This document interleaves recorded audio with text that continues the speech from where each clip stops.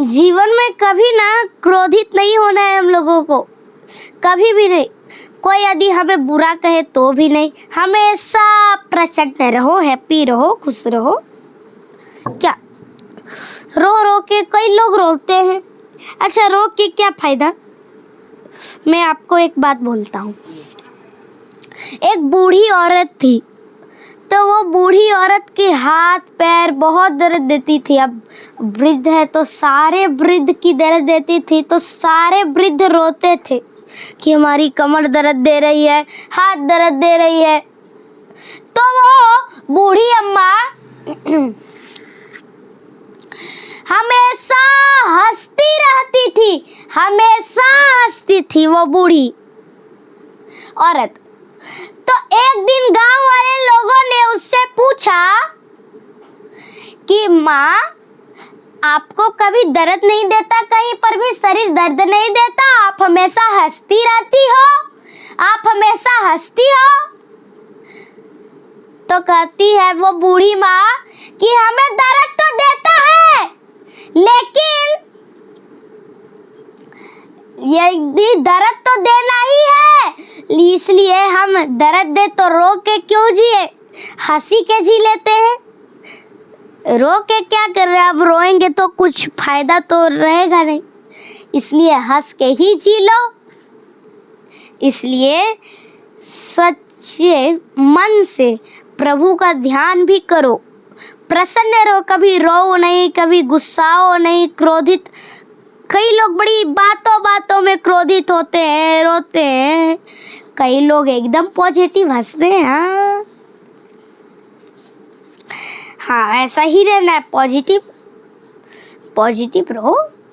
कई लोग बातों बातों पर गुस्सा जाते हैं, क्रोधित हो जाते हैं। कई लोग बातों बातों में रोने लग जाते हैं। हमें ऐसा बोला, हम रोने लगे हैं। अरे तुमने हमें ऐसा कैसे बोल दिया? मारपीट करने लगते हैं। नहीं, ऐसा नहीं करना है, ऐसा तो करना ही नहीं है। हमें हमेशा प्रसन्न रहना है।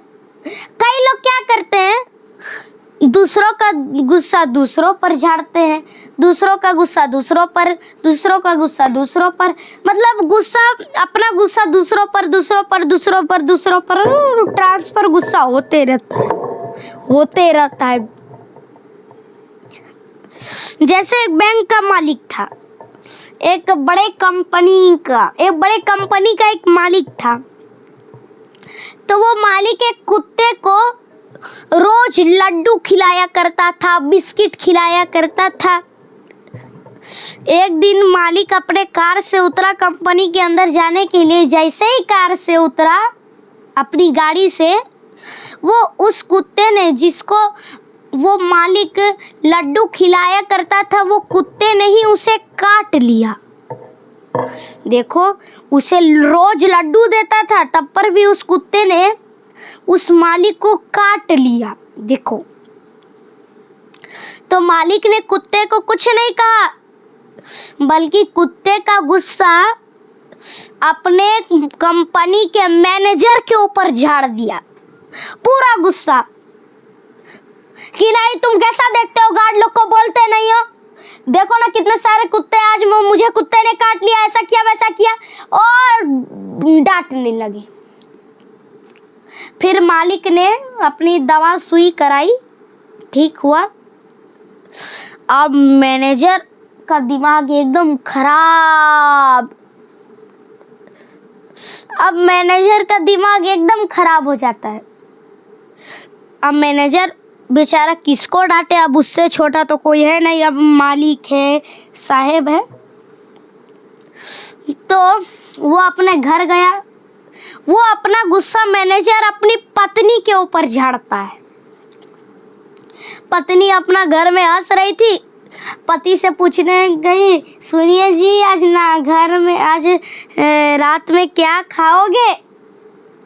अब लो गुस्सा झाड़ा।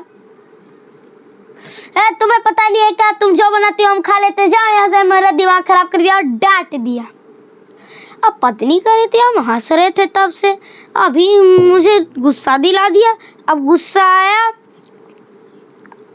तो वही पत्नी का बेटा खेल के आया, मम्मी मम्मी मम्मी कर रहा था।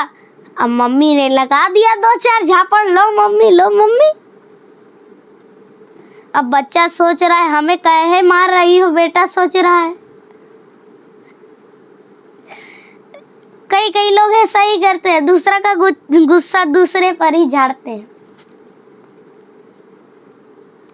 ऐसा ना करो। कुत्ते ने आपको काटा तो कुत्ते का स्वभाव ही ऐसा है। सांप जहर फेंकता है क्यों? सांप के अंदर जहर ही है। यदि अमृत रहता तो अमृत फेंकता, अमृत उगलता, है ना। तो जिसका जैसा स्वभाव रहता है वह वैसा ही करता है। लेकिन आप हमेशा हैप्पी रहिए। कोई आपको कुछ भी कहे, आप हमेशा परमात्मा को कहिए। कोई आपको मारे, भला बुरा कहे, आप उससे भी झगड़ा करने लग जाए। कोई आपको गाली दे, वो भी आप ही उसे गाली देने लग जाए, नहीं। कोई आपको बुरा कहेगा तो आप परमात्मा से कहिए, भगवान से कहिए, हे परमात्मा, हे प्रभु, हे परमात्मा, हे ईश्वर, हे विधाता, अब जो हुआ तू ही समझो। जो होता है तेरे ही इच्छा से होता है, जो तूने किया ठीक किया, अब सब आप ही की मर्जी, आप क्या करेंगे। बस इतना बोल दो परमात्मा को, विधाता को, फिर देखना आपका बदला प्रभु लेंगे, प्रभु विधाता। और जब आप ही लड़ने लग जाएंगे कि नहीं तुमने हमसे ऐसा कैसा किया रे, गाली कैसे दिया, तब प्रभु वहाँ ठंडे पड़ जाते हैं कि जो भैया तब तुम्हें अपने केस से लिपटो। ऐसा नहीं करना है, ठीक है। हर समय परमात्मा को, ईश्वर को धन्यवाद दिया करो, ठीक है। जितने भी लोगों को मुझसे जो भी प्रश्न रहेगा, आप हमारे वीडियो के कमेंट सेक्शन में, कमेंट बॉक्स में वो प्रश्न लिख दीजिएगा। संडे की अर्थात रविवार की कथा को उस प्रश्न का उत्तर आपको मिल जाएगा, प्रश्न का। साथ ही साथ आप अपना स्टेट और डिस्ट्रिक्ट अर्थात राज्य और जिला भी लिख दीजिएगा, ताकि हम भी तो देखें हमारी कथा कहाँ से लोग सुनते हैं। तो ये जो मैंने बताया कि ईश्वर को हमेशा धन्यवाद दो, ये अवश्य करना है, ठीक है। प्रेम से बोलिए जय श्रीमद् नारायण, जय श्री कृष्ण, राधे राधे।